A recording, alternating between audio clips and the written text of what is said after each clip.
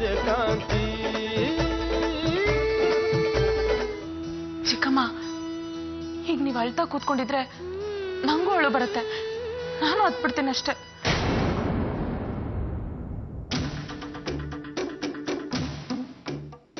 ಸಮಾಧಾನ ಮಾಡ್ಕೊಳ್ಳಿ ಚಿಕ್ಕಮ್ಮ. ಏನ್ ನಡೀತಿದೆ ಇಲ್ಲಿ? ಯಾಕೆ ಎಲ್ರು ಗೊಳು ಅಂತಿದ್ದೀರಾ? ಏನಮ್ಮ ನೀನು? ಸಾಕ್ ಮುಚ್ಚೆ ಬಾಯ್. ಸೂತ್ಕದ ಮನೆ ತರ 3 ಹೊತ್ತು ಅಳ್ತಾ ಕೂತಿರ್ತೀರ. ಇನ್ನೊಂದು ವಾರದಲ್ಲಿ ಮಂಜುನಾಥನ್ ಮದುವೆ ಇದೆ, ಗೊತ್ತು ತಾನೆ? ಸತ್ಯನ್ ಕತೆ ಏನಾಯ್ತು ಅಂತ ಇನ್ನೂ ಗೊತ್ತಾಗಿಲ್ಲ. ಪೊಲೀಸ್ನವ್ರು ಹೇಳೋದನ್ನ ಕೇಳ್ತಾ ಇದ್ರೆ ಭಯ ಆಗ್ತಾ ಇದೆ. ಇಂಥ ಸಮಯದಲ್ಲಿ ಮದ್ವೆನಾ? ಪೊಲೀಸರಿಗೇನಂತೆ, ಅವರು 1000 ಹೇಳ್ತಾರೆ, ಮದುವೆ ಮುಂದೆ ಹಾಕಕ್ಕಾಗಲ್ಲ. ಸತ್ತಿರೋರ್ ಬಗ್ಗೆ ಯೋಚನೆ ಮಾಡೋದ್ ಬಿಟ್ಟು ಬದುಕಿರೋರ್ ಬಗ್ಗೆ ಸ್ವಲ್ಪ ಯೋಚನೆ ಮಾಡೋಣ. ಸತ್ತೋರು ಅಂತ ಯಾಕೆ ನನ್ನ ಮನ್ಸಿಗೆ ಹಿಂಸೆ ಕೊಡ್ತಾ ಇದ್ದೀಯ? ಅಳ ಸ್ವಲ್ಪ ನಿಲ್ಸ್ತೀರಾ? ಈ ಮನೇಲಿ ಅಳೋದು ದೊಡ್ಡ ರೋಗ. ಒಬ್ಬೊಬ್ರು ಕಣ್ಣು ಕಣ್ಣಂಬಾಡಿ ಕಟ್ಟೆ. ಅತ್ತೆ, ನಾನು ನನ್ನ ತವ್ರ ಮನೆಗೆ ಹೋಗ್ತಾ ಇದ್ದೀನಿ. ತವ್ರ ಮನೆಗೆ? ಏನೇ ಹಾಗಂದ್ರೆ ಇದು ಯಾರ ಮನೆ? ನನ್ ಮನೆ ಅಂತೂ ಅಲ್ಲ. ಇಲ್ಲಿ ಯಾರೋ ಮಾಡಿದ ತಪ್ಪಿಗೆ ನಾನ್ ಶಿಕ್ಷೆ ಅನುಭವಿಸ್ಬೇಕು. ಒಂದೇ ಒಂದ್ ಮಾತಾಡೋ ಸ್ವಾತಂತ್ರ್ಯ ಕೂಡ ಇಲ್ಲ. ನಾನು ಏನೇ ಮಾತಾಡೋದು ತಪ್ಪಾಗುತ್ತೆ. ತಾಳಿ ಕಟ್ಟಿದ ಗಂಡನ ಕೈಯಿಂದ ಹೊಡ್ಸ್ಕೊಂಡು ಬಡ್ಸ್ಕೊಂಡು ಇಲ್ಲಿ ಬಿದ್ದಿರೋ ಕರ್ಮ ನನ್ಗೇನು ಬಂದಿಲ್ಲ. ನನ್ ಕೈಯಲ್ಲಿ ಆಗಲ್ಲ ರೀ, ನಾನು ಹೋಗ್ತೀನಿ. ನನ್ ಮಾತು ಕೇಳ್ತಿಲ್ಲ ನೀನು? ಏನೇ ನಿಮ್ ಮಾತು ಕೇಳೋದು? ಒಂದ್ ನಿಮಿಷ ಎಲ್ಲ ಸುಮ್ಮನೆ ಇರ್ತೀರಾ? ಯಾವಾಗ ನೋಡಿದ್ರು ಗಲಾಟೆ ಮಾಡ್ತಾನೆ ಇರ್ತಿರಲ್ಲ. ಆಗ ಹೋಗಿದೆ ನಿಮ್ಮ ರಗಳೆ. ಸ್ವಲ್ಪ ಸುಮ್ಮನಿರಿ.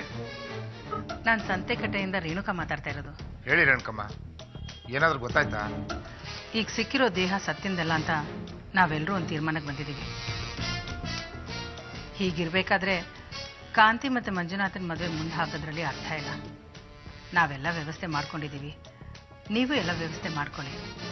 ಅದು ಹೇಳೋಣ ಅಂತಾನೆ ನಾನು ಫೋನ್ ಮಾಡಿದ್ದು. ಸರಿ, ಹಾಗಾದ್ರೆ ನಾವೆಲ್ಲ ಮುಂದಿನ ವ್ಯವಸ್ಥೆ ಮಾಡ್ಕೊತೀವಿ. ಸರಿ, ನಮಸ್ಕಾರ. ರೇಣುಕಮ್ಮನವರು ಫೋನ್ ಮಾಡಿದ್ರು. ಅಲ್ಲಿ ಸಿಕ್ಕಿರೋದು ಸತ್ಯನ ದೇಹ ಅಲ್ಲವಂತೆ.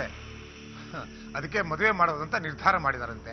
ಅವ್ರು ಏನ್ ಹೇಳಿದ್ರಲ್ಲ, ಆ ಡೇಟ್ಗೆ ಮದುವೆ ಮಾಡೋಣ, ನೀವೆಲ್ಲ ತಯಾರಿ ಮಾಡ್ಕೊಳ್ಳಿ, ನಾವು ಬಂದು ಮಾತಾಡ್ತೀವಿ ಅಂತ ಹೇಳಿದ್ರು. ಕಾಂತಿ, ನೀನು ಅಷ್ಟೇ. ನನಗ್ ಮದುವೆನೂ ಬೇಡ, ಏನು ಬೇಡ. ದಯವಿಟ್ಟು ನನ್ನ ಪಡಕ್ ನನ್ನ ಬಿಟ್ಬಿಡಿ.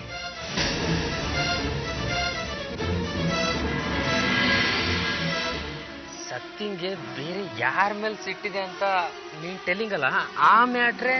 ಓ ಧರ್ಮ ಎಲ್ಲ ಬಿಟ್ಬಿಟ್ಟು ಅವನ ಮುಂದೆ ಯಾಕೋ ಹೋಗಿ ಹೇಳ್ದೆ? ಕಿವಿಲ್ ಕೇಳಿದ್ದನ್ನೆಲ್ಲ ಎಲ್ರ ಮುಂದೆ ಹೋಗಿ ಪುಂಗಿ ಉತ್ತಿಯಲ್ಲೋ ಪುಂಗವ. ಯಾಕೋ ಹೋಗಿ ಹೇಳಿದೆ ಅವನಿಗೆ? ಈ ವಿಷಯ ರವಿಂಗ್ ಗೊತ್ತಾದ್ರೆ ಗುಡ್ ಐಡಿಯಾ. ರವೀಂದ್ರ ಹೋಗಿ ಕಾಂತಿಗೆ ಟೆಲ್ಲಿಂಗ್, ಆಗ ಕಾಂತಿ ನೇಣು ಹಾಕೊಂಡು ಸಾಯ್ತಾಳೆ. ಆಮೇಲೆ ಅವಳು ಹೆಣದ ಮುಂದೆ ನಾವು ಡಂಕಣ ಅಂತ ಡ್ಯಾನ್ಸ್ ಮಾಡೋಣ. ಸಂತೋಷನಾ? ಇನ್ನು ಮುಂದೆ ಏನಾದ್ರೂ ಮನೆ ಬಿಟ್ಟು ಹೊರಗಡೆ ಕಾಲಿಟ್ಟಿಯೋ ಕಾಲು ಮುರಿದು ಬಿಡ್ತೀನಿ. ಮನೆಯಲ್ಲೇ ಬಿದ್ದಿರ್ಬೇಕು.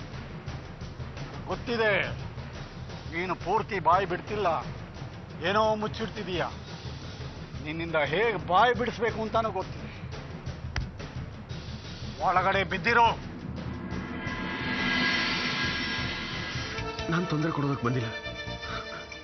ಒಂದೇ ಒಂದು ನಿಮಿಷ ನನ್ನ ಮಾತು ಕೇಳಿ. ನನಗೆ ಯಾರ ಮಾತು ಬೇಕಾಗಿಲ್ಲ, ಯಾರ ಮಾತನ್ನು ನಾನು ಕೇಳಲ್ಲ. ಒಂದು ಹೋಗೋ ಇಲ್ಲಿಂದ. ನೀ ನನ್ನನ್ನು ತಪ್ಪು ತಿಳ್ಕೊಂಡಿದ್ಯಾ? ಪರವಾಗಿಲ್ಲ, ಆದ್ರೆ ನಾನು ನಿನಗೊಂದು ಮುಖ್ಯವಾದ ವಿಚಾರ ಹೇಳಬೇಕು. ಒಂದ್ಸತಿ ಹೇಳಿದ್ರೆ ಅರ್ಥ ಆಗಲ್ವಾ? ನಾನು ಯಾರ ಮಾತನ್ನು ಕೇಳಲ್ಲ. ದಯವಿಟ್ಟು ಇಲ್ಲಿಂದ ಹೊರಟೋಗು. ನಾನು ಹೇಳೋದನ್ನ ಸರಿಯಾಗಿ ಕೇಳಿಸ್ಕೊ. ಸತ್ಯ ಅನ್ಕೊಂಡಿದ್ದು ಯಾರು ಅಂತ ಗೊತ್ತಾಗಿದೆ ನನಗೆ.